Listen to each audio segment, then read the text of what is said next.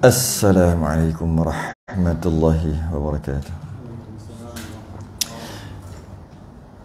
Innal hamdalillah nahmaduhu wa nasta'inuhu wa nastahdihi wa nastaghfiruh. Wa na'udzu billahi min shururi anfusina wa min sayyiati a'malina.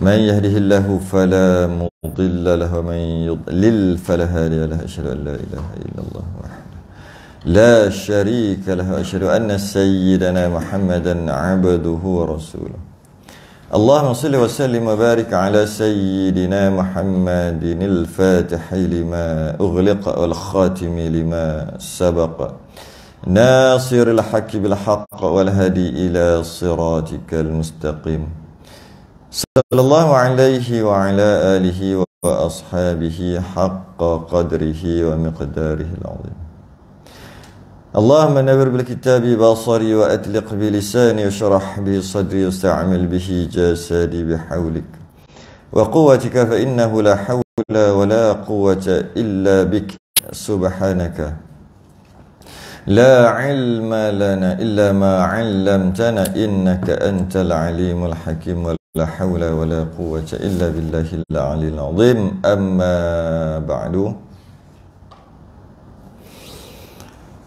Kita rafa'kan kesyukuran pada malam ni. Kita sambung kitab Minhajus Salam, muka surat 15, Rumi, Jawi 7. Jawi surat 7.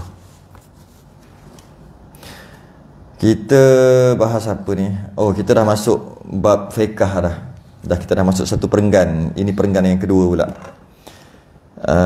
Pada menyatakan bersuci itu perenggan yang kedua. Qala al-mu'allif rahimahullahu ta'ala wa nafa'ana wa iyyakum bi 'ulumihi fid darain amin ya rabbal alamin. Dan tersimpan air yang suci menyucikan itu pada perkataan setengah ulama, air yang turun daripada langit dan air yang terbit daripada bumi.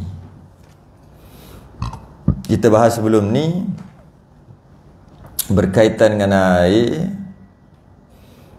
dan tidak sah undur balik kejap, dan tidak sah wuduk dan mandi. Maksud itu mandi wajib dan menghilangkan najis itu melainkan dengan air yang suci, iaitu air mutlak lah. Suci menyucikan. Apa maksud air suci menyucikan? Air mutlak. Apa maksud air mutlak? Takrif dia, tengok apa dia. Air yang tidak jatuh najis padanya, air yang tak masuk najis, dan tidak bercampur ia dengan satu benda yang suci. Dia tak bercampur dengan benda yang suci, tak larut dengan benda yang suci. Dan bukan juga air yang sedikit yang terpakai pada basuhan fardu. Itu takrif dia. Takrif yang pertama kita mengaji sebelum ni. Apakah takrif air mutlak? Air mutlak adalah air suci dan menyucikan. Apa lagi? Apakah takrif air mutlak? Air mutlak adalah air yang suci menyucikan. Satu, air suci dan menyucikan. Air suci dan menyucikan tu apa? Air mutlak. Okey. Apakah maksud suci dan menyucikan?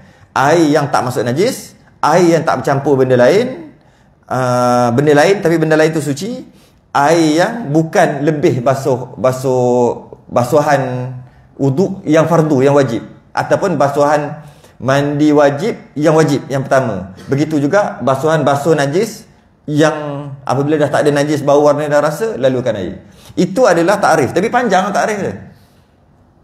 Apakah kalau macam periksa kan, berikan definisi air mutlak, ataupun berikan definisi air yang suci menyucikan, kurungan mutlak.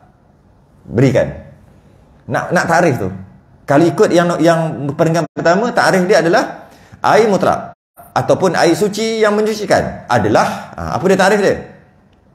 Air yang tak masuk benda najis, air yang tak campur dengan benda lain.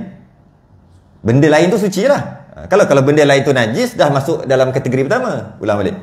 Air suci mencucikan atau air mutlak adalah air yang tak masuk benda najis, air yang tak masuk najis, air yang tak masuk benda lain yang suci. Yang ketiga, bukan balance baki daripada uduk, mandi wajib, basuh najis. Panjang takrif. Okey, tengok takrif kedua. Dia ada takrif kedua. dan tersimpan air suci. Bahasa lain, dan tersimpan air suci menyucikan itu. Maksudnya ada setengah ulama dia mentakrifkan apakah air mutlak. Yang tadi itulah. Dia bukan takrif macam tadi. Air mutlak adalah, dia kata perkataan setengah ulama, adalah air yang turun daripada langit, terbit daripada bumi. Itu adalah air mutlak. Ini dari segi takrif. Jadi dua takrif ni masyhur. Saya ingat saya pernah belajar kedua-dua takrif. Pada budak-budak dulu belajar takrif air mutlak adalah yang 7 tu lah. Air yang turun daripada langit, yang keluar daripada bumi. 3 daripada langit, 4 daripada bumi. 3 daripada langit, hujan, embun, salji.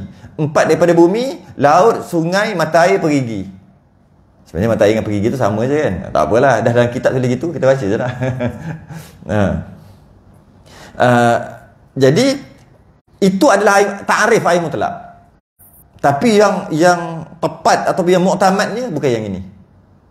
Tapi itu air mutlak juga. Air laut adalah air mutlak, air embun adalah air mutlak, salji adalah mutlak, hujan adalah mutlak, laut, sungai, mata air, perigi semua air mutlak. Kita bukan cerita air mutlak, kita cerita takrif, definisi. Definisi yang muktamad yang satu tadi. Tapi yang panjang tadi lah. Air mutlak adalah air suci menyucikan, iaitu air yang tak campur najis, tak campur benda najis, tak masuk benda suci, tak bercampur benda suci, dan bukan bekasan daripada wuduk, mandi wajib dan basuh najis. Itu yang muktamad. Okey. Dan apabila bercampur ia, bila air mutlak tadi bercampur ia dengan suatu daripada benda suci. Air mutlak campur satu daripada benda suci. Benda suci ada dua. Satu benda suci beku, satu benda suci apa dia panggil? Tak panggil cair, bukan. Bukan. Beku tu bukan lawan cair. Saya sebut beku tadi tu. Pepejal. Maksud beku tu pejal. Masa dulu. Bukan beku lawan cair. Maksud beku tak adalah pepejal. Benda suci ada dua. Satu pepejal, satu bukan pepejal. Kita kata gitulah. Jangan cakap cair. Sebab bila kita sebut lawan dia bukan pepejal, kadang-kadang dia serbuk. Serbuk tu kita panggil pepejal juga. Bila masuk air kan hilang. Jadi tak boleh kita panggil cair. Kalau kita panggil cair, kalau yang serbuk dia tak panggil cair. Tapi hukum sama. Jadi yang tepatnya adalah air mutlak bila bercampur dengan sesuatu, dia bercampur terbagi pada dua. Satu, dia bercampur benda pepejal. Satu lagi, dia bercampur menyebabkan yang bercampur tu hilang. Kalau pepejal, boleh keluarkan balik pepejal tu. Kalau ini dia panggil suci, masuk dalam air. Dia panggil air mutlak bercampur dengan pepejal. Tapi boleh ambil tak pepejal tu? Boleh lah ambil, sebab tu namanya pepejal. Satu lagi, dia bukan jenis pepejal, dia jenis hilang. Masuk-masuk hilang. Mungkin cair. Contohnya daun pandan, air daun pandan, kita blender daun pandan, ambil air hijau dia tu. Ambil air hijau daun pandan tu, air dia. Jadi perah lah maksudnya. Tak campur air sangat pun. Oh, kata nak dapatkan pati sungguh. Kalau campur air dah cair. Dia tak campur. Dia ambil banyak-banyak, kemudian dia mesin ke tumbuk ke, sehingga kan dapat pati sungguh tanpa campur air walaupun sedikit. Okey. Masuk dalam air mutlak. Itu dia panggil yang bukan pepejal. Maka pandan tadi, air pandan tadi hilang. Dia kata istilahnya dia panggil air mutlak bercampur dengan yang bukan pepejal, yang bukan beku. Dan tak boleh, dah masuk tak boleh keluar balik. Yang satu lagi dah masuk boleh keluar balik. Dia panggil pepejal lah. Jadi kalau kita tengok ada dua keadaan lah. Kalau daun pandan, ambil daun pandan, kita masuk dalam air, boleh keluar kan? Maknanya pepejal. Kalau dah proses, bukan proses, dah perah pula, dah tumbuk, dah mesin blender apa semua, keluar sama juga. Extract dia panggil. Extract dia, kemudian ambil pun setitik je. Tak boleh keluar dah pandan tu. Okey. Kalau kita ambil daun pandan, 1, 2, bubuh dalam air, selang beberapa lama, keluarkan pandan, boleh keluarkan. Dan bau air tu, bau pandan. Agak-agak lah, tapi bau lah pandan. Kalau kita ambil, kita extract tadi pandan, bubuh setitik, bau juga. Dua-dua berbau, tapi hukum berbeza. Apa hukum beza? Mari kita tengok apa hukum beza dia. Dia kata kat sini, dan apabila bercampur ia dengan suatu daripada benda yang suci yang hancur suku-sukunya, seperti air madu dia bagi. Saya bagi contoh tadi bukan air madu, air ekstrak pandan. Dia bagi contoh air madu. Air madu tu masuk madu bukan ambil air campur madu kan. Bahasa dulu air madu tu madu lah. Madu. Cecair madu. Jadi ambil madu. Madu tu suci, suci. Masuk dalam air. Bila masuk dalam air, mutlak, air mutlak. Hilang, tak boleh keluarkan balik. Itu satu cara ia bercampur. Hukum dia nanti dulu. Kita ambil cara bercampur tu. Yang kedua, cara bercampur yang kedua. Bukan. Masih lagi nak cerita. Yang tinggal setengah daripada suku-suku hancur padanya. Seperti kuma-kuma. Setengah kitab kum-kuma. Setengah kitab kuma-kuma. Kuma-kuma ataupun kum-kuma. Kadang-kadang ada nampak macam pepejal. Tapi bila campur, dia cuma tinggal separuh. Separuh lagi boleh buat keluar. Contohnya, dia bagi contoh, tapi berbeza. Kalau kita masuk daun pandan, dia tak tinggal apa-apa. Maksud dia tak ada, daripada daun pandan tu tak ada pun tinggal dalam air. Dia cuma tinggalkan bau. Itu tak kira. Itu dia panggil tak tinggal apa-apa. Yang ini dia kumkuman ni apa? Tak tahu. Za'faran. Safran. Orang dulu, orang Melayu panggil Saffron. Betul. Saffron tu itu bahasa Inggeris. Kan? Za'faran bahasa Arab. Bahasa Melayu. Tu dia, kumang-kumang. Kata orang Melayu. Orang Melayu tapi tak kita cakap. Ataupun kum-kuma ataupun kuma-kuma. Ini kalau dulu saya ingat lagi, kecil tu tahun 85, 86, darjah 1, darjah 2 macam tu.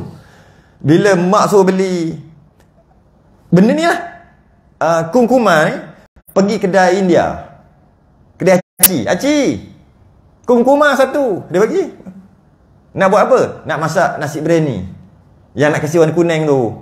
Sekarang bubuh pewarna aja. Ni dulu originalnya. Nasi biryani, nasi Arab kan, dia bubuh tu. Beli. Tu kumkuma bahasa dulu, kumkuma. Ingat lagi lah. Lepas tu orang tak kerti lah. Sebut kumkuma, kuma-kuma tak tahu dah apa. Okay, jadi kalau tahu za'faran tu, dia pepejal. Tapi bila dia macam akar, macam daun, bukan macam tu lah, macam rambut tu, macam akar lah nak kata apa tu. Okay, bila kita masuk, dia jadi color air tu, warna kuning. Bila buat keluar, boleh buat keluar. Dia ada tinggal tak? Ada tinggal color. Itu dia maksud tu. Apa dia kata tu? Atau yang tinggal setengah daripada suku-suku. Hancur padanya. Hancur tu masuk larut lah. Maksudnya bila masuk, setengahnya tinggal, setengah boleh buat keluar. Yang tinggal tu apa? Color, warna. Yang boleh buat keluar, benda tu lah. Benda, sebut lupa apa nama tu. Okay, dia punya gambut tu lah. Apa dia panggil? Tahu tak? Pernah tengok tak? Saffron yang original. Dia macam nak cakap apa? Macam jalitik. Lebih kurang. Itulah. Jadi dia daripada bunga. Okey, sekarang ada berubah. Cerita apa ni? Cerita air mutlak masuk sesuatu. Sesuatu tu suci. Masuk pula pertama cara terus hilang, tak boleh buat keluar. Cara kedua hilang separuh, boleh buat keluar lagi. Hukumnya apa?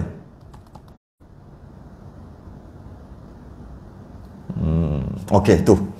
Hukum dia kat bawah. Maka, yang tadi baru cerita, belum hukum. Ni baru hukum. Maka mengubah akan dia sebagai ubah yang jahat. Jahat masa dulu. Jangan kembali ke 300 tahun lepas. Jahat tu maksud apa? Jangan kata jahat, berubah jahat apa? Air madu jadi jahat. Jadi jahat. Za'faran campur jadi jahat. Oh, jahat orang makan za'faran. Bukan. Berubah yang banyak, yang ketara. Tu jahat. Berubah yang ketara. Apa? Signifikan. Boleh? Berubah tu berubah yang banyak lah. Berubah yang jahat. Ada kita mengaji bab semayang, antara makmum dan imam dia tak boleh berbeza jika perbezaan itu jahat ataupun keji. Ada ayat sama. Iaitu imam tahiyat awal, imam tak tahiyat awal, imam lupa, imam naik rakaat ketiga, makmum tahiyat awal. Itu adalah bersalahan imam dan makmum dengan keji ataupun dengan jahat rupa. Maksudnya ketara, wuduh sangat nampak. Ketara, imam tengah berdiri, makmum at-tahiyatul mubarakatus salah. Kan wuduh nampak, keji nampak ataupun jahat. Bersalahan yang jahat. Bukan jahat tu, maksudnya ketara. Alah, kita pun guna juga tak? Kalau duk makan sedap, oh jahat, sedap nak cakap, sedap sungguh. Kita nak cakap tu sedap sungguh. Nak bagi tahu sampai kita kata jahat, kesian kat makanan tu. Oh jahat, kedai tu jahat, kedai tu tak boleh tu, kedai tu jahat. Ada orang guna ayat tu. Nak bagi tahu tu tak sedap sungguh lah. Nak kata macam mana? Sedapnya. Melampau. Jahat tu melampau. Melampau sangat. Sebab tu kita kata, kita pun cakap jahat tu dengan maksud melampau. Dia tu jahat, maksud melampau kan. Tu jahat. Betul dah orang dulu cakapnya. Okey. Ubah yang jahat, maksudnya ubah yang ketara. Ubah sikit-sikit tak memberi kesan. Air mutlak berubah dengan dua cara tadi. Berubah, hilang benda yang masuk, yang suci, ataupun boleh buat keluar tapi separuh dia tinggal. Berubah tu sikit-sikit, tak ketara, maka kekal mutlak. Kekal mutlak. Ini berubah jahat, nampak sungguh berubah tu, ketara sungguh, maka iaitu suci pada dirinya. Dia suci tetapi tiada mengangkat hadas. Maksudnya suci tapi tak menyucikan. Kan ada air suci dan boleh sucikan, dia panggil air mutlak. Suci tak menyucikan, ada dua.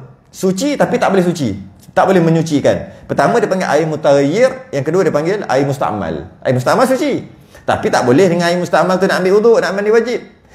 Air mutaghayyir, inilah dia air mutaghayyir. Istilah dia panggil air mutaghayyir. Dia tak panggil air musta'mal. Kita tak panggil, tapi orang Melayu dulu dia panggil air musta'mal juga. Salah tu. Dia kata air bercampur dengan apa-apa, dengan madu ke dengan apa-apa, jadi berubah. Oh musta'mal dah air ni.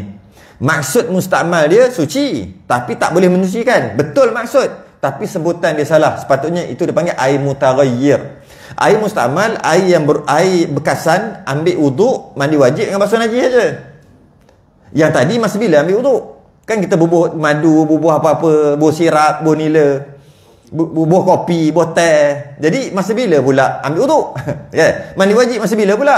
Masa bila pula basuh najis? Jadi air itu kita tak panggil musta'mal, kita panggil mutaghayyir. Hukum sama, iaitu suci. Air musta'mal pun suci, tapi tak boleh mencucikan. Yang tadi pun sama, mutaghayyir, suci, tapi tak boleh menyucikan. Kalau sama, kenapa kita nak bezakan sebutan?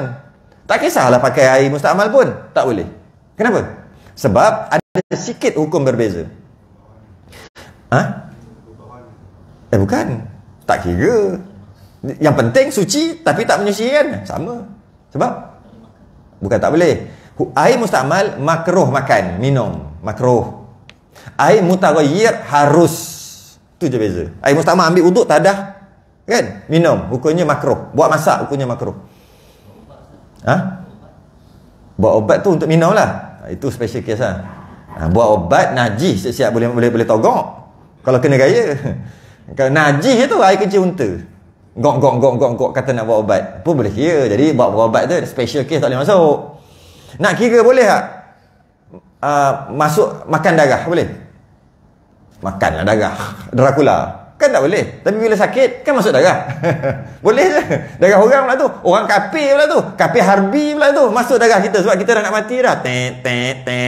Darah jadi puas cari ada kafir harbi tu, tangkap dia, ambil darah dia, masuk boleh? Oh, jangan cerita lah special case. Lah kali lepas dia sihat-sihat, dia kasih macam jahat. Sebab darah kafir harbi. Betul. Ada kesan. Ramai kawan-kawan tu accident apa, masuk darah, tiba-tiba dia jadi lain. Ya. Serius. Dari segi kesihatan dia ada gatal-gatal, dia naik gatal-gatal, ada perangai berubah.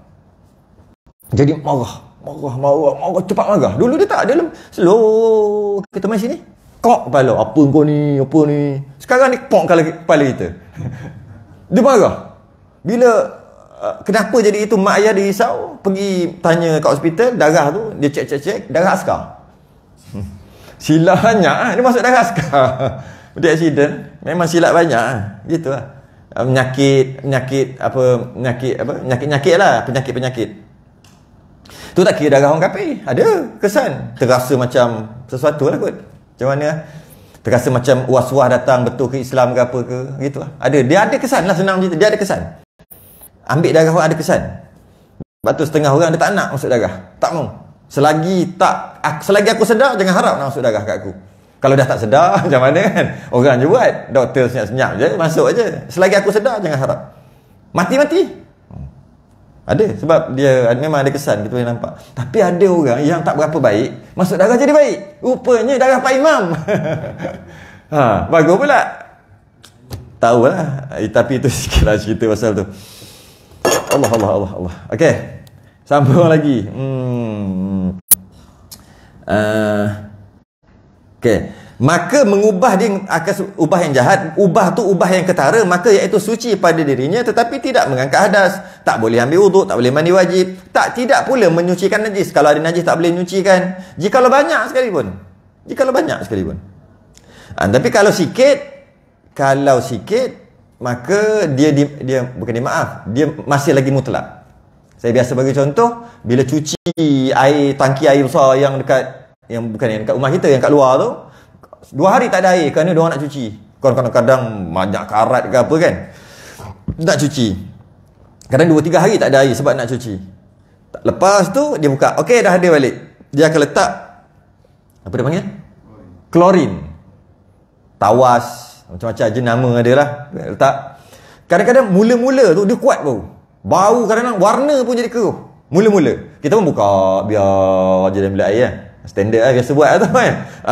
Okey, sekarang berubah ketara tak? Kita ambil air klorin ni, berubah ketara. Kalau dia lah bau, tapi tak, kita nak payah nak cakap ubah, tapi maka masih lagi mutlak. Tapi kalau ambil Allah, warna berubah kan ketara. Dia ubah sikit-sikit. Macam tu juga masuk nila, masuk sirap, masuk lain-lain, masuk madu, sama juga. Kalau sikit je berubah, nak cakap sikit je, tak ketara, maka air itu adalah kekal mutlak. Jika ketara, air itu mutaghayyir dia panggil. Cicak. Masuk taik cicak. Oh, cicak jatuh. Ada kat bawah tu. Ada? Bawah tu. Cicak tu dah najis dah. Tapi cicak darah tak mengalir, maka kat situ suci. Tapi ada jawab di bawah, suci. Jatuh cicak suci. Taik cicak tak? Cicak tu. Taik cicak najis. Cicak tu suci. Cicak matilah maksudnya. Kalau hidup memang suci semua binatang. Badak masuk dalam kolam pun suci. Yang mati dia panggil bangkai. Bila begitu sepatutnya najis lah. Tapi oleh kerana cicak ni tak ada darah mengalir dari cerita kat bawah tu, maka kekal suci. Dengan syarat bukan kita baling, dia masuk sendiri. Nanti sampai kat situ kita bahas. Jadi okey. Jadi air itu kekal mutlak jika berubah sikit. Jika berubah banyak, dia mutaghayyir. Nama dia mutaghayyir. Hebatnya air mutlak ni. Kalau kita nak tahu macam mana air mutlak, macam mana keadaan air mutlak, senang aja. Kita boleh tengok. Air mutlak, kalau dia pergi dekat mana-mana, dia akan ikut nama tempat. Tu kaedah tu. Air mutlak, dia pergi dekat mana-mana, dia pergi letaklah. Kalau tak pelik sangat dia pergi, letaklah air mutlak tadi dekat mana-mana, dia akan bertukar nama. Maknanya mutlak lah tu. Dia bertukar nama ikut tempat. Ambil air sungai, bawa balik rumah, ada perigi, tuang dalam perigi. Dia tak panggil air sungai, dia panggil air perigi. Kat sini ada air gaul kan. Air tu air sungai tak?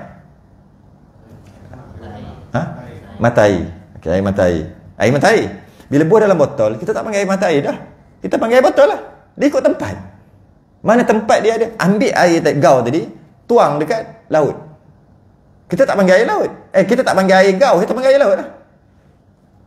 Ambil air perigi, buah dalam cawan. Kita tak panggil air perigi dah. Kita panggil air sajalah kot. Air cawan pelik sangat. Dia ikut tempat sebenarnya. Air di dalam cawan. Kalau botol, dia panggil air botol. Dia ikut tempat. Tu air mutlak. Kalau yang bukan mutlak, dia tak ikut tempat. Dia tetap kekal dengan, dia ada identiti sendiri. Dia duduk kat mana-mana pun dia kekal dengan air itu. Ambil air teh tarik, bubuh dalam perigi, penuh perigi teh tarik. Tetap panggil, apa air teh tarik ni? Dia tak panggil air perigi. Ambil teh tarik tu, bubuh dalam cawan, dia panggil teh tarik. Bubuh dalam botol, dia panggil teh tarik.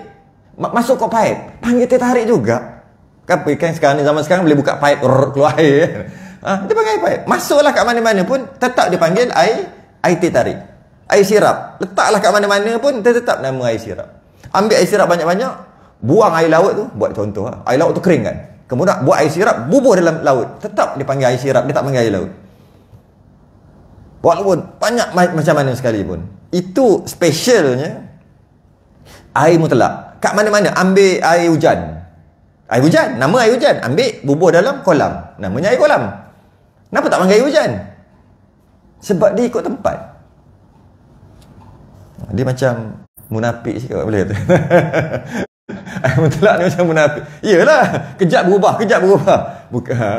Macam tu lah. Patutnya kekal lah dengan satu. Macam air kopi. Duduk kat mana-mana pun panggil kopi. Boh dalam, apa dia panggil? Plastik. Supik. Lepas tu bubuh straw satu. Panggil air kopi. Boh dalam botol. Air kopi juga. Boh dalam gelas. Air kopi juga. Keluarkan semua dalam sungai tu, keringkan sungai. Buat air kopi banyak-banyak, bubuh. Payah air kopi juga. Sebab dia ada identiti sendiri. Jadi air mutlak ni dia munafik pula. Macam tu lah. Dia berubah-ubah ikut tempat. Air sirap nama air majlis kahwin. Oh, gitu lah. Air majlis kahwin. Setiap kali kahwin mesti air sirap.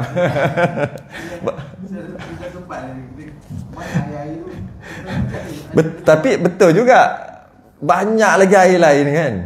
Asal kahwin je sirap. Asal kahwin sirap. Dia panggil air macam kahwin. Boleh lah. Okay, habis. Dan sambung lagi, seumpamanya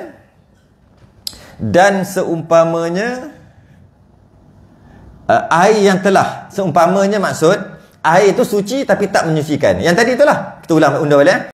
Jadi maknanya air yang berubah, contoh air Milo, air kopi, air teh, air masuk madu tadi, air masuk nila, apa yang berubah banyak tadi, berubah jahat tadi, ketara tadi, dia suci tapi tak boleh menyucikan, tak boleh ambil wuduk, tak boleh mandi wajib, tak boleh basuh najis. Okay. Itu ya, sebab tu cerita pasal kenduri kahwin, saya teringat Tok Guru pesan. Lama dah dia pesan. Cerita pasal air sirap tadi. Haram hukumnya kita basuh tangan dengan air sirap masa nak makan. Cari tak ada air. Kan tak ada air, ambil air sirap basuh. Hukumnya haram. Tak boleh. Sebab air sirap dia air suci tapi tak menyucikan tangan. Tujuan kita basuh tangan nak sucikan tangan. Maka dia panggil ambil hak orang, harta orang, kemudian kita buang, umpama gitu. Hukumnya haram. Jangan. Bukan air sirap aja. Apa-apa air yang lain-lain. Air oren, air apa-apa yang lain. Betul basuh tangan. Dia kena ambil air mutlak untuk basuh tangan. Kerana air, nak kata basuh tangan, mesti air mutlak. Kalau bukan air mutlak, tak terangkat pun apa-apa. Kalau ada najis ke ada apa. Jadi kenapa basuh dengan air sirap? Dia seolah-olah macam tengok karipap ada 3 biji, ambil, buang. Dosa tak? Dekat kenduri kahwin, tengok. Ada 3 biji karipap, ambil. Bukan nak makan, dia buang. Kan hukumnya haram. Sama. Ambil air sirap, tuang basuh. Sama hukumnya haram. Dan seumpamanya air yang telah terpakai pada basuh fardu. Sama juga, dia suci tapi tak menyucikan. Tapi nama dia bukan mutaghayyir, namanya mustakmal. Hukum sama, nama je beza. Seumpama air yang telah terpakai pada basuhan fardu, sama ada mengangkat hadas kecil, wuduk. Apa maksud basuh fardu? Basuhan fardu. Basuh fardu tu maksud kali pertama lah. Ambil wuduk, dah cerita dah baru ni, awal bulan baru ni, basuh muka, air kali pertama sahaja aku ambil wuduk, rata dah semua, jatuh. Itu dia panggil air mustakmal. Air itu air basuh fardu.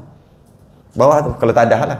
Kalau ambil air yang kedua, itu dia tak panggil tadah, dia tak panggil air basuh fardu. Sebab yang kedua tu sunat, tu basuh sunat. Air basuh fardu, bekas dia nama mustakmal. Air basuh sunat, bekasnya nama mutlak. Bekas tu baki, balance, namanya mutlak. Jadi boleh tadah, ambil untuk basuh sekali yang kali ketiga. Boleh. Macam tu juga tangan. Basuh pertama, dia panggil wajib kan? wajib, maka lebihan tu baki tadah tu nama mustakmal. Kali kedua kan sunat. Yang sunat tu yang tadah tu nama mutlak. Yang ketiga pun mutlak. Sebab tu dalam masalah sapu, kalau dalam masalah basuh tu payahlah kita nak tadah ambil balik. Macam pelik lah, tadah ambil sebab nak kata air mutlak kan. Pelik lah buat kerja gitu, boleh. Tapi kalau dalam masalah sapu kepala, okey. Iaitu masa kita celup tangan yang pertama, basuh tangan yang pertama, dia basah sikit-sikit lah. Sebab kepala bukan basuh, sapu. Sapu maksud tak perlu ada air pun, janji basah. Jadi bila kita basahkan tangan, ada air sikit-sikit itu, basah kebasahan ada kat sini, dia panggil mutlak. Bila kita dah sapu kali pertama kepala, kena mazhab Syafi'i kena sikit pun dah sah dah. Kemudian ini dipanggil mustakmal lah, basahan tadi. Bila kita basuh pula, bukan basuh, celup ke apa, kali kedua, dia basah balik, namanya, ataupun dia air baru, basahan baru, namanya mutlak balik. Bila kita sapu yang kedua, sunat ke wajib? Fardu ke sunat? Sunat. Ini pasal, okey, sekarang ni apa hukum? Dah sunat yang kali kedua ni apa hukum? Mutlak. Sebab tu macam ni, 3 kali. Jadi caranya ambil sapu, ambil air. Kalau sebelah tangan, kalau dua belah tangan, kalau nak banyak lah, tak kisahlah banyak mana, saya bagi contoh je. Kali kedua, tak perlu ambil yang ketiga, walaupun tak salah. Tapi kalau basuh tangan tak praktikal lah. Tengah basuh tangan, kali pertama buang, kali kedua je, pelik lah. Tapi kalau kepala tak pelik pun. Malah itu yang menandakan sama ada orang tu belajar mengaji kan tak mengaji, tu je. Dan masalah sah, bukan kita masalah sah batal, masalah faham tak faham apa yang kita buat. Jadi kalau ambil wuduk masa kepala tu gitu lah. Kita ambil pendapat yang sikit kan, ambil pendapat banyak. Pendapat mazhab Hanbali. Mazhab Hanbali. Tengok tapi cuma jangan 3 kali, ambil 3 kali. Bukan jangan, tak perlu ambil 3 kali, cuma ambil 2 kali aja. Tu beza, kita tengok kan, kita tahu beza. Akhir sekali nak ambil juga, bukan benda kecil pun, lagi pun bukan apa sikit kecil sangat nak kata mu ni tak mengaji ni, bodoh melampau lah. Small matter macam tu, cuma nak bagi tahu details tu. Dan seumpama air yang telah terpakai pada basuhan fardu, sama ada pada mengangkat hadas kecil, macam tu juga hadas besar. Mengangkat hadas besar, basuhan fardu juga. Ketika mandi hadas besar, mandi junub, mandi haid, mandi nifas, mandi hadas besar, mana basuhan wajib? Basuhan wajib ketika kali pertama kena tu lah, pop kena melitik. Itulah yang basuhan pertama. Itu baru 1 saat. 1 saat lagi kita jatuh. 2 saat dah dapat dah sikit. Masuk lagi, basuh lagi. Tak dah. Itu dah mutlak tu. Sebab muka dah rata kan, kepala dah rata kan, dah rata tu, yang itulah yang mustakmal. Tapi kita bukan mandi gitu, kita mandi. Jadi yang kali pertama, jika dah rata semua ni kepala, maka yang itu saja yang mustakmal.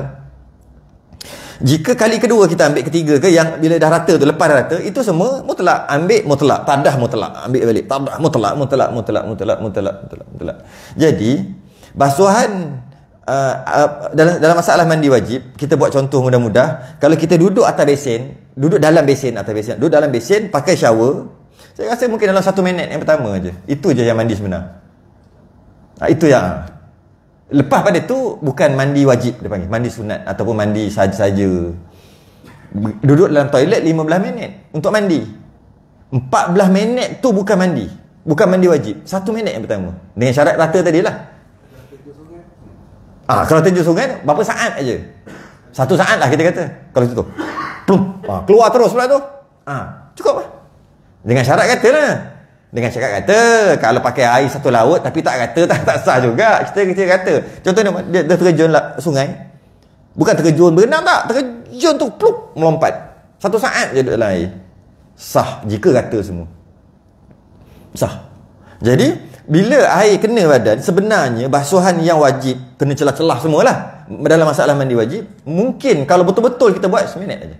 Kalau kita duduk dalam besen, rasa tak sempat nak penuh besen tu, itulah mustakmal. Lepas tu kita mandi 2, 3 sabun lah, apa shampoo lah, apa sampai lepas bilas. Itu semua air mutlak. Yang jatuh dalam longkang semua mutlak. Boleh ke? Suka hati kita bayar air. Suka hati lah. Cuma nak bagi tahu status. Sebab ada orang salah faham. Dia kata bila habis mandi barulah habis air mustakmal tu. Kalau 15 minit mandi, bila dia berhenti mandi, maka barulah maknanya semua air tu semua air mustakmal. Uish. Ya ke gitu? Maknanya air mustakmal bergantung kepada Swiss air ke apa? Tutup Swiss tu baru dia berhenti air mustakmal. Dia dah jam dah balik. Ke masa pegang kain tuala? Pegang kain tuala aja, waktu tu automatik air tu semua dah bukan mustakmal dah. Air mustakmal telah berhenti. Kat mana nak berhenti air mustakmal tu kan? Bila kita mandi ada air mustakmal. Masa bila air mustakmal tu berhenti? Maksud itu je mustakmal. Lepas tu tak dah. Macam basuh tadi lah. Basuh tangan, masa bila dia berhenti mustakmal? Basuhan kedua dah berhenti dah mustakmal. Pada basuhan pertama kan? Masa bila? Dia tak berani cakap ah. Masa ambil kain tuala, ada kata masa langkah keluar daripada toilet. Kalau dia mandi tak ada dinding, nak keluar ke mana? Aku nak keluar weh, nak habiskan mandi wajib aku, nak cari pintu siapa pula. Dia jika bergantung pada pintu, jika bergantung kepada kain tuala, pegang kain tuala baru habis mandi wajib. Kalau tak pakai kain tuala, habis mandi wajib dia berhari-hari ke apa? Tak pakai kain tuala. Dia lompat-lompat je nak bagi kering. Dia salah faham. Ataupun bila tutup sui, tutup shower tu. Habis kalau buatnya patah shower tu, keluar je air, tak berhenti-henti dia punya air mustakmal. Dia silap faham. Ai, pelik-pelik kadang-kadang. Air mustakmal berhenti, maksudnya habis dah air mustakmal. Bila kena kata, itu je lah. Lepas pada tu bukan mustakmal, dah habis dah. Betul mutlak semua. Jadi sebab tu dia kata basuhan fardu. Dan dia kata kat sini, jika ada jika air yang basuhan fardu tadi, mandi wajib, sebenarnya ada satu lagi. Yang kat bawah ni dia kata menghilangkan najis. Macam ni. Dia tambah satu lagi sebenarnya. Dia ada 3. Dia bukan 2. Dia 3. Satu lagi basuhan najis. Yang bawah ni basuhan najis lain. Bersalahan ni bab lain yang bawah tu. Yang satu lagi tu bab lain. Kita cerita ni, dia ada satu lagi. Iaitu contohnya ada najis dekat lantai. Nak cerita ni nak macam mana nak jadikan air mustakmal. Yang pertama, kentut, ambil uduk. Jadilah mustakmal. Katalah, bawakan kat saya air mustakmal. 3 cawan dan 3 cara berbeza. Macam mana? Saya ada wuduk. Sorry lah, kentut buatlah apa-apa jadi batal wuduk. Nak jadikan mustakmal ni. Contoh lah. Macam mana nak buat? Maka dia pun tak kisahlah buat macam mana, batal lah wuduk dia. Dia ambil wuduk, dia tadah. Dapat sikit. Nak sikit je. Okay. Lain nak tak cukup lagi cara. Tak kena. Mandi wajib pula. Buatlah apa-apa yang untuk mandi wajib. Mandi wajib tadah. 2 dah. 2 cara. Saya nak 3. Satu lagi. Satu lagi nak cerita ni. Nak jadikan dia air mustakmal. Macam mana? Ada najis. Okay. Buang najis dulu. Buang najis saja. Buang tu maksud lap ke apa, buang najis. Sehingga najis dah tak ada. Bau tak ada, warna tak ada, rasa tak ada. Okay. Maknanya memang tak macam tak ada lah. Tapi tak basuh lagi. Cuma buang aja. Kemudian ambil air, lalukan kat dekat najis yang dah hilang, najis dah hilang bau, warna, rasa tadi. Berubah tak air? Tak berubah apa-apa. Kalau bau dia hancing tak boleh. Tak berubah apa-apa. Bila tak berubah apa, air itulah mustakmal. Jadi ada 3 cara. Jadi dia pergi, dia kencing kat mana-mana. Nak dapatkan air mustakmal ni. Kencing kat mana-mana, lepas tu dia lak kosok sampai tak ada air kencing, tak ada bau, tak ada warna, tak ada rasa. Kemudian ambil air sikit, dia pun tuang dekat tempat najis tadi, dan tak berubah pun air tu. Tetap warna sama, tak ada bau, tak ada warna, tak ada rasa juga. Ambil balik air tu, bawa datang. Dah 3. Ini berkesan mandi wajib, ini berkesan wuduk, ini berkesan basuhan najis. Ada 3. Dan kita ada 2 je. Sebenarnya ada 3. Ada 3 yang nak jadi mustakmal. Ada 3. Kadang-kadang air mustakmal tadi tu, air yang basuhan pertama tadi tu, dia merecik masuk dalam besen ke, baldi ke, gayung ke. Kalau shower dia jatuh terus tak apa. Ini kalau kita ambil, kalau masuk dalam kolah yang besar, tak ada masalah. 2 kolah yang besar. Ini kalau kecil macam ambil gayung, ambil benda-benda kecil lah yang tak cukup 2 kolah. Ataupun mungkin kolah kecil. Macam ada jual kat hardware untuk rumah-rumah bilik air kecil. Dia ada kolah buat daripada plastik je. Macam 3 segi je. Tak cukup 2 kolah tau. Tak cukup. Dia letak kat mana-mana, dia buatlah macam kolah duduk mandi-mandi. Okay. Macam itulah. Ataupun besen, ataupun tempayan bekas lah, bekas kecil.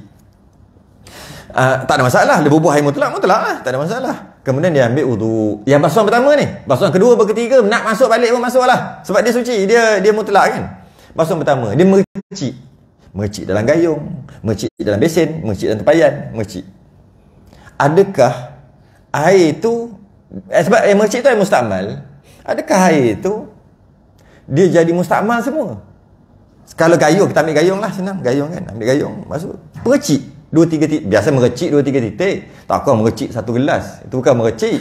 Mercik nampak 2-3 titik gitu. Adakah gayung besar ni tadi semua jadi mustakmal? Sebab ada orang macam ni ambil.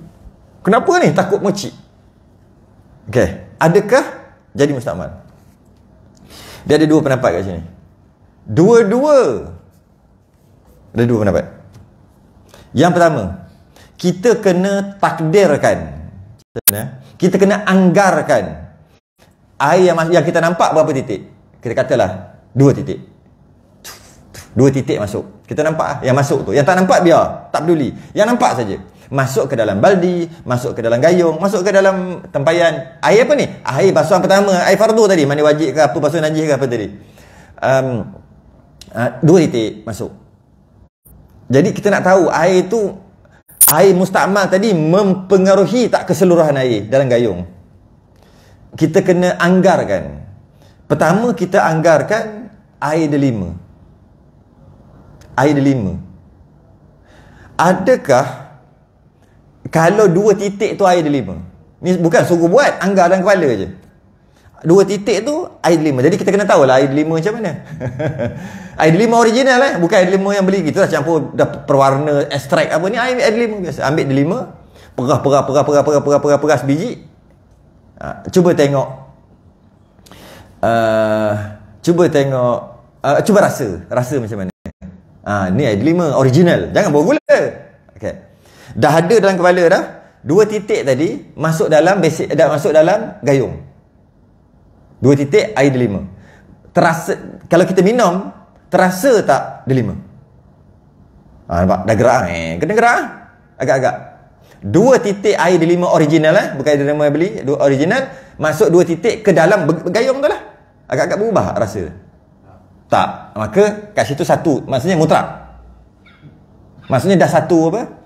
Dah menang 1 kosong gitu. 1 mutlak, 2 kosong mustakmal. Menang. Tak cukup lagi, ada 3. Yang kedua, air anggur. Sama juga, bukan anggur Ribena, bukan. Anggur betul punya anggur, perah. Dia ada warna purple, tak apa nak purple sangat tu kan. Kalau kat kedai memang purple sungguh, itu pewarna, tak nak purple tu.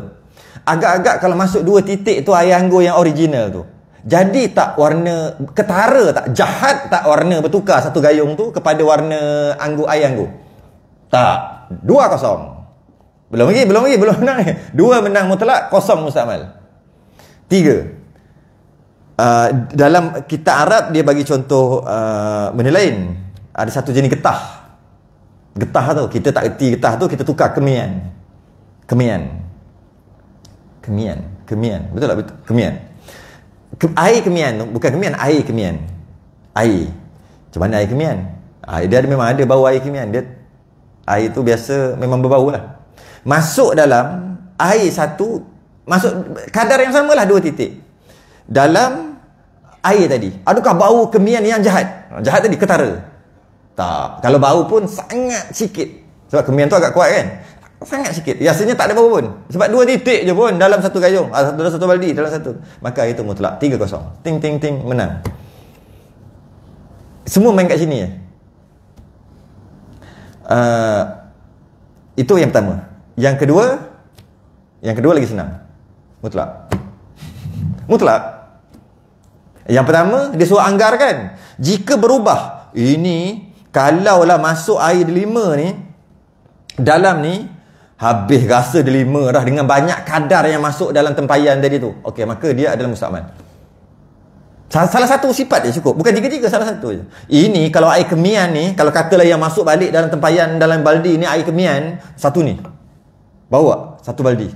Masuk air kemih yang satu ni. Oh, bau. Maka air tu mustakmal. Jika masuk bekasan tu, semua main kat sini.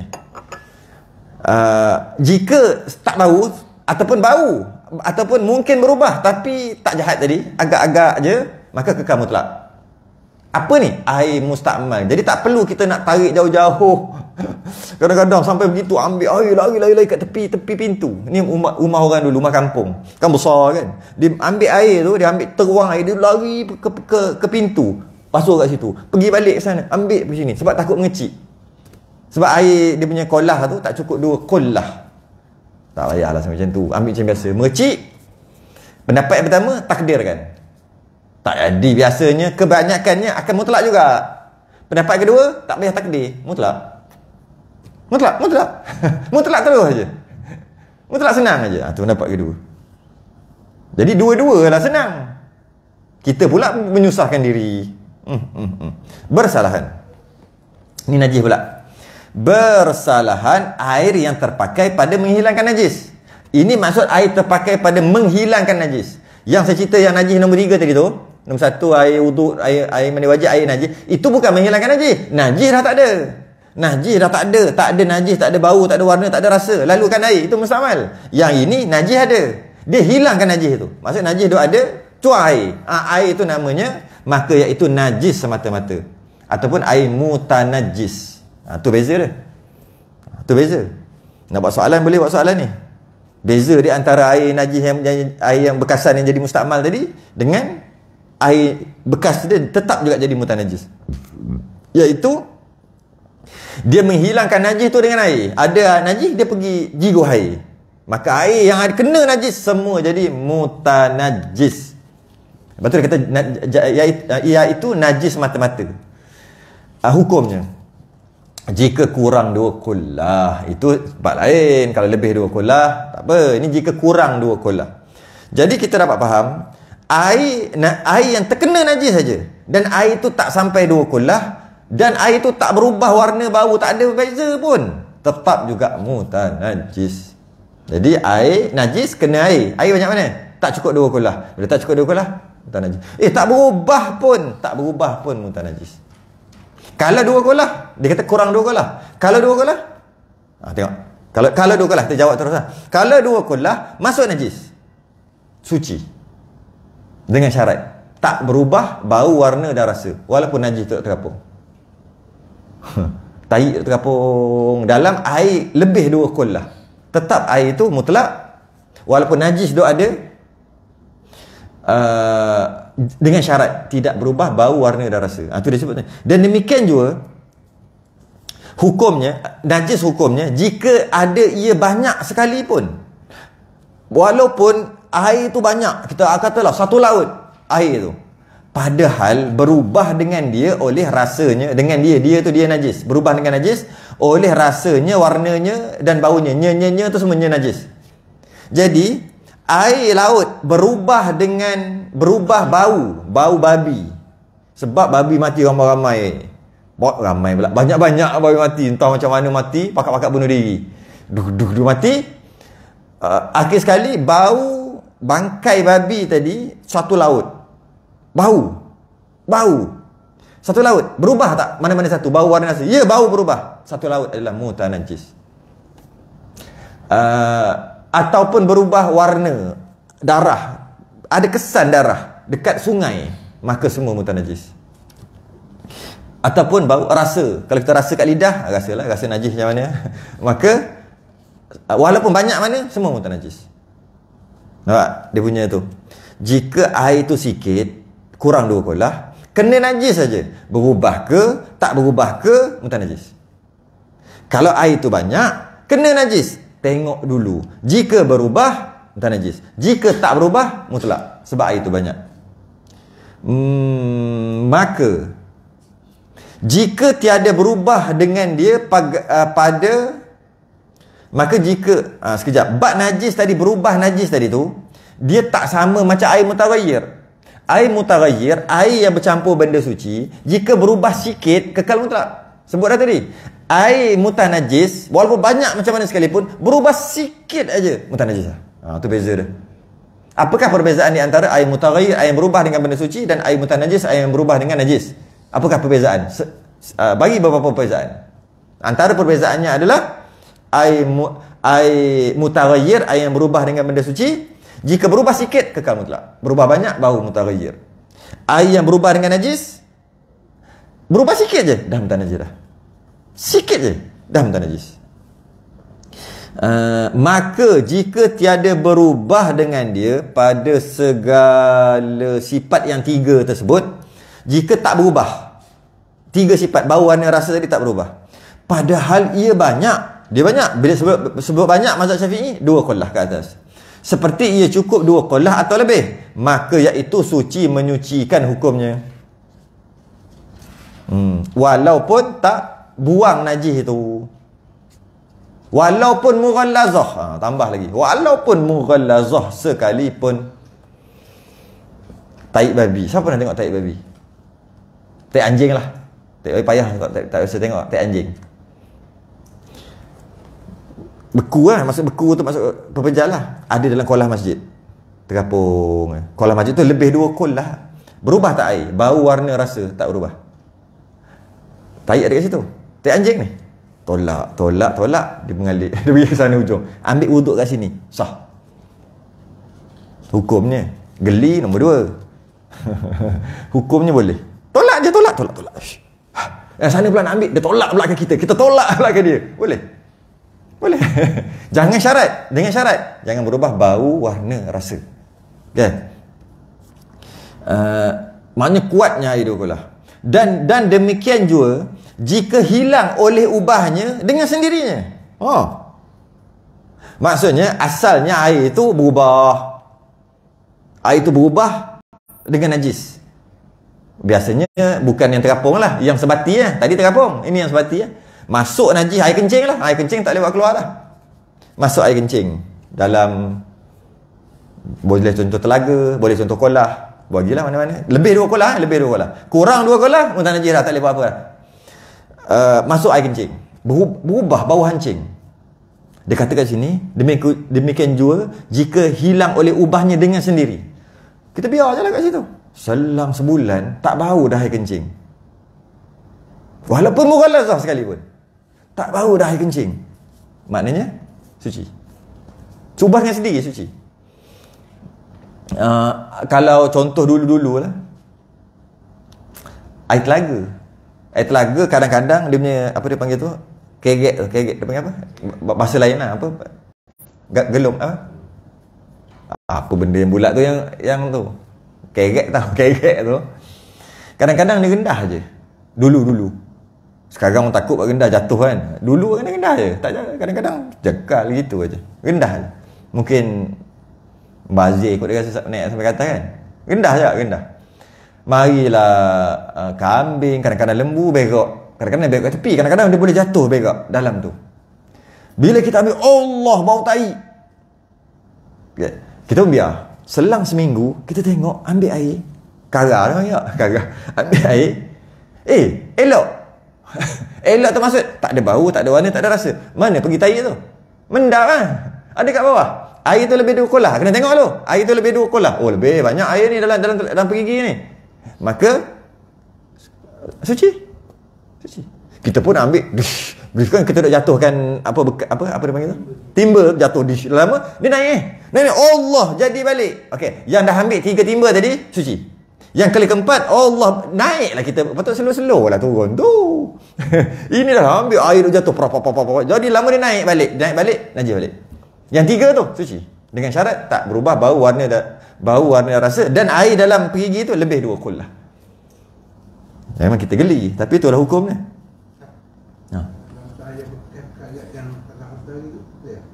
Itu air musyammas. Air musyammas bukan air mutanajis. Dia air suci dan menyucikan. Boleh apa? Suci menyucikan. Sebut dah suci menyucikan tu mutlak lah, boleh lah. Itu air mutlak. Cuma hukum makruh pakai aja. Kerana dia duduk dalam bekas bekarat, dan dia boleh menyebabkan penyakit-penyakit masuk ke celah-celah kan. Dia panas kan. Bila panas kena tangan kita, dia kembang kita punya pori-pori ataupun kulit ni, dia kembang. Lepas tu masuk pula yang halus-halus punya karat tu, masuk penyakit sopak, penyakit macam-macam penyakit. Ikut dulu punya bahasa. Kalau air tu bukan dalam bekas yang boleh berkarat besi, bukan plastik ke apa, air panas pun tak makruh. Yang makruh hanya air yang tertadah ataupun air yang duduk dalam bekas. Kalau kitab dulu dia tulis bekas, dalam bekas yang boleh ditempa. Kita nak faham apa benda bekas yang boleh ditempa. Rupanya bekas yang boleh ketuk je dia kemek, bukan pecah. Maknanya apa? Besi. Orang dulu cakap, apa benda ni? Kata apa benda ni? Bekas yang boleh ditempa. Tempa? Apa benda tempa? Rupanya kalau macam kaca, mana boleh kita pecah. Ya, maka air dalam tu mutlak kena air panas pun tak makruh pakai. Kena matahari pun tak ada masalah. Jadi air tu dipanggil air suci dan menyucikan. Cuma bila dia duduk dalam bekas yang boleh berkarat, bekas besi dengan panas tadi, maka hukumnya makruh pakai. Air itu tak makruh, pakai untuk wuduk makruh. Air itu mutlak. Jadi bolehlah air mutlak. Air mutlak boleh buat suci dan menyucikan. Kita bincang bukan air mutlak, kita bincang air najis ni. Mutan najis. Kemudian dia kata kat sini pula, berubah dengan sendiri. Kita tak buat apa-apa pun. Dengan syarat lebih 2 kolah. Ya. Dan air yang ditambah atasnya. Oh, gitu pula. Kita tengok dalam kolah.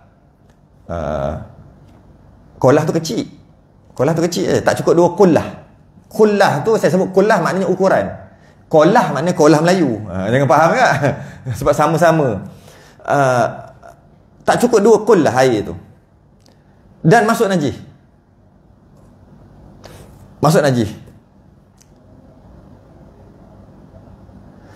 Bila masuk najis, air tu najis bukan najis. Macam mana nak buat ni? Nak buang bazir. Macam mana? Dia pergi ambil bekas besar sikit, tuang. Lepas tu bubuh air yang suci, air mutlak.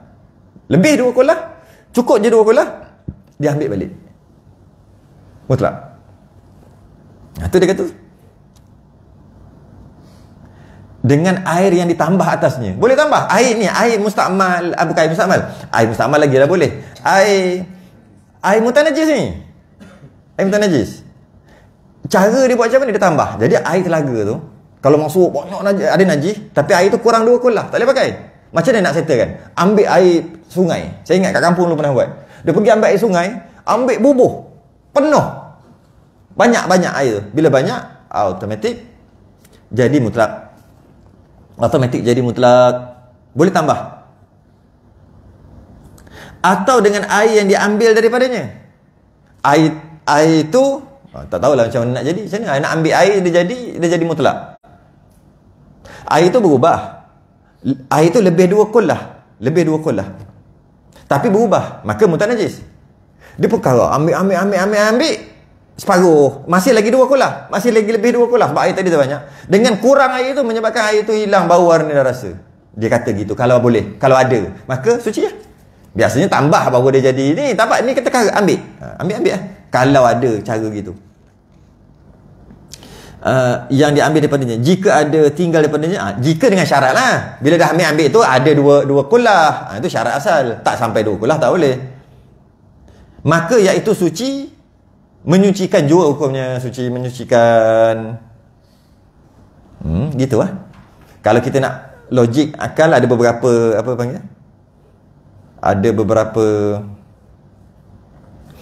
teka-teki untuk kita memahami perkara ni.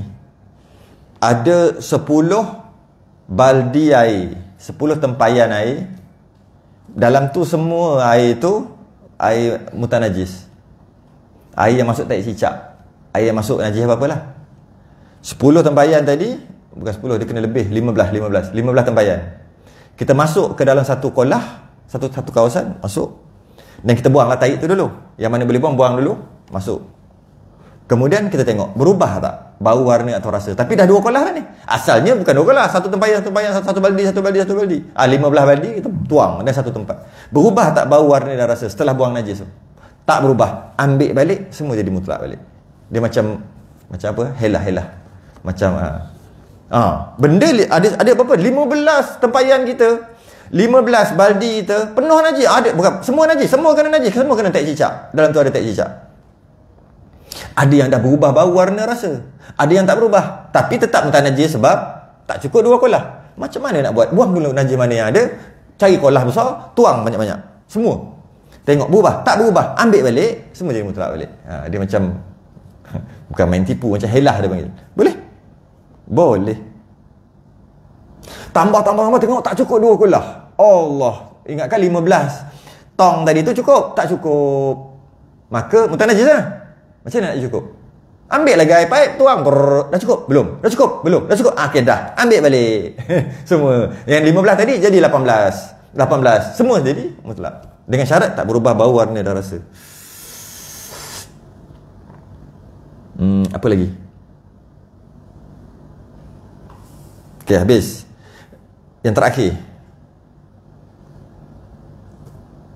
Dan bermula 2 kolah tu banyak mana? Yang ini ukuran lah.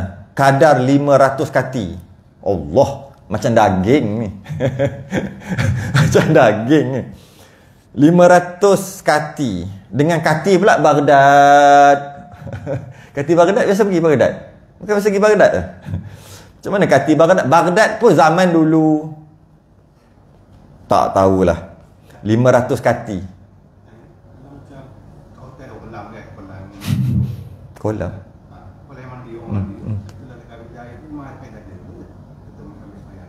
Lebih 2 kolah ke tak? Lebih 2 kolah. Ni nak sebut banyak mana 2 kolah tengah sebut ni. Lebih tak 2 kolah. Bukan 2 kolah. Kolah. Kalau lebih berubah ada kalau lebih ada tak berubah bau warna dan rasa? Tak ada kan mutlak. Kaedah tu pegang, bawa lah kat mana-mana boleh jawab. Sekarang ni orang mandi. Mana ada cerita orang mandi tak mandi? Kira sekarang air lebih 2 kolah tak berubah, tak ada perubahan bau, warna dan rasa.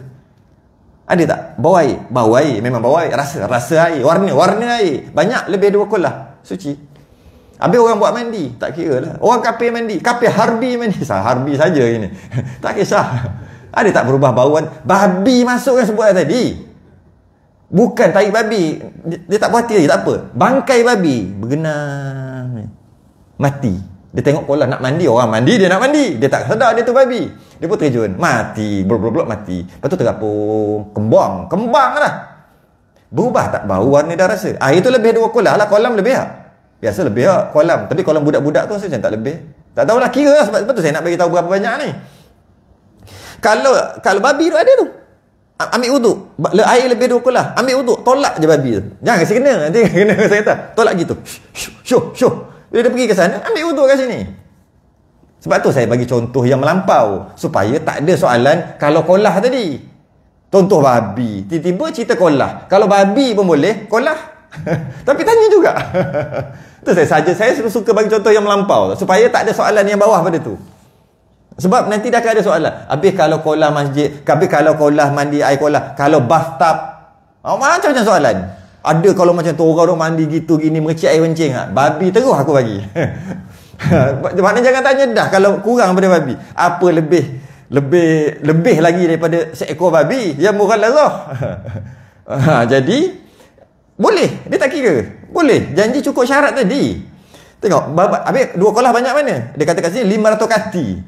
Rupa-rupanya orang dulu dia timbang air ni. Tahu tak? Kilo kan kadang kati. Dulu dia timbang. Sukat lah juga. Timbang. Dulu sukat. Dia sukat. Tapi dia orang timbang. Rupa-rupanya 1 liter air boleh kata mudah-mudah kata 1 kilo. Pernah try? Balik try. Tapi dia adalah 0.0000. Dia punya tu. Tapi mudah-mudah kata gitu. Sebab tu dia main kati kat kita. Bukan kata apa benda pengarang ni kata. Tak reti. Air, dia sukatan. Dia liter. Ataupun nak kata 1 baldi, 2 baldi. Dia tak timbang. Tak reti. Tak. Tidak. Air ni pun timbang. Dan dia sama berat. Kalau liter tu sama dengan kilo. Kalau kati ni sama lah. Dia kira. Berapa ni? 500 kati. Sudah. 1 kati berapa bukan kilo. Gram. Berapa gram? 600 tak? 600. Kira berapa kilogram? Kalau nak kira kilogram, tapi itulah tak logik timbang. Nak timbang kat mana air? Banyak berat pula tu. Boleh timbanglah sekilo-sekilo. Sekilo, 2 kilo, 3 kilo, 4 kilo, 5 kilo. Tu lah. Maknanya 1 liter lah tu. Okey. Kati, biar kita baca dulu. Dan telah ditakdirkan oleh mereka, telah dikaji. Dia telah dibuat dibuat ukuran lah. Dah buat kajian. Mereka para ulama akan dia dengan 5 qirbah daripada qirbah Hijaz. Lagilah tak boleh tak kerti benda main qirbah ada orang punya. Tak apalah, saya dah ambil dah daripada beberapa kitab, kita tukar terus. Kalau bekas 1 hasta 1/4. 1 hasta tambah lagi 1/4 hasta. Sini. Ni 1 hasta tambah ni.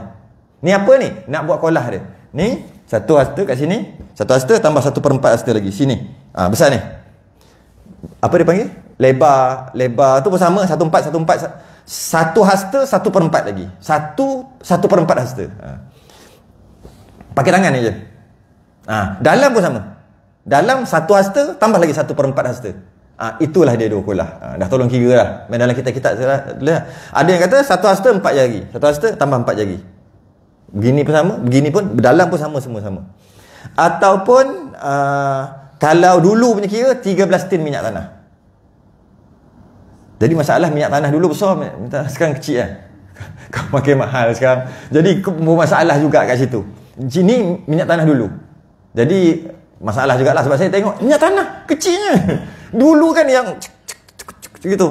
Benda tinggi, yang ni kecil sikit lah. Dia kata tak cukup liter ni. Sekarang punya. Jadi orang dulu kata 13 tin minyak tanah pun tak boleh nak pakai jugalah sebab tu tin dah berubah.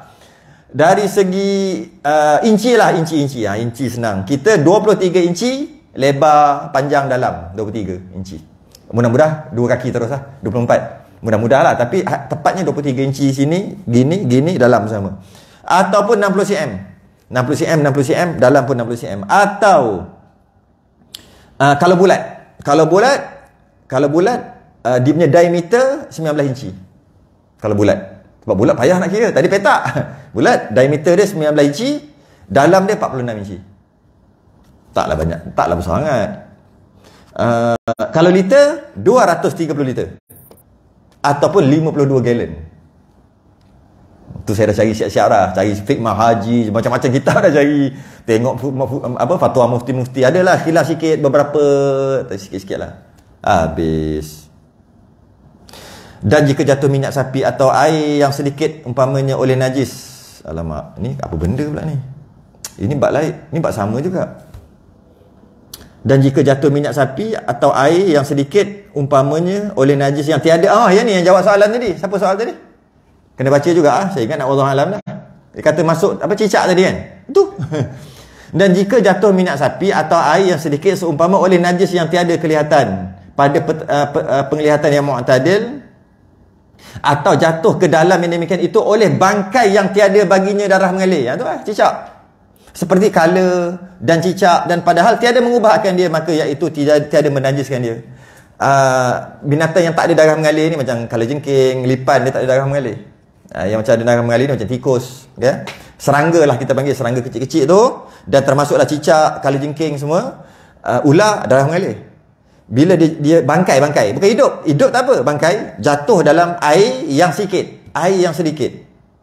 Kalau air banyak, selesai lah. Lebih 2 kalau air sikit, maka kekal mutlak. Sebab dia jatuh sendiri. Ataupun jatuh dalam minyak sapi. Contoh dia bagi minyak sapi, dia nak bagi tahu macam benda yang pekat, benda yang likat. Jatuh, ambil je cicak tadi, buang je, boleh makan. Macam asura, macam tu kan, surah tu kan. Macam bubur yang pekat-pekat, bukan bubur yang cair, bubur yang tu. Ambil je. Macam mentega, margarin. Jatuh, bangkai cicak, bangkai kala dan seumpamanya, buang itu aja. Buang itu aja boleh. Malah kalau dia masuk dalam air pun tak ada masalah. Air yang sikit pun tak ada masalah. Dengan syarat tak mengubah air lah. Masuk dalam air, apa dia ni? Cicak apa sebagainya. Air kurang 2 kolah, tak ada masalah. Kekal mutlak. Sebab dia masuk sendiri. Kalau kita masukkan, baru jadi mutanajis. Habis kat situ. Nak kena berhenti kat situ. Dan faslun ada 2 fasal. Halal dipakai akan segala perkakas yang suci daripada tiap-tiap perkakas melainkan emas dan perak. Perak tak boleh pakai ya. Tak boleh pakai buat minum, buat makan, buat pinggan. Tak boleh. Pakai ni lelaki tak boleh, perempuan boleh. Ni pakai ni akan datang. Kemudian kita akan bahas akan datang najis anak Adam, kemudian ikan belalang, kemudian kulit bangkai, kemudian samak. Dia akan bahas sampai habis. Jadi faslun, dan halal dipakai akan segala perkakas yang suci daripada tiap-tiap jenis perkakas. Wallahu a'lam. Sudah yang tasbih kafarah dan salatu subhanallahi walhamdulillah. Asyhadu an la ilaha illa anta astaghfiruka wa atubu ilaik. Bismillahirrahmanirrahim. Wal 'asri innal insana lafi khusr. Alladzina amanu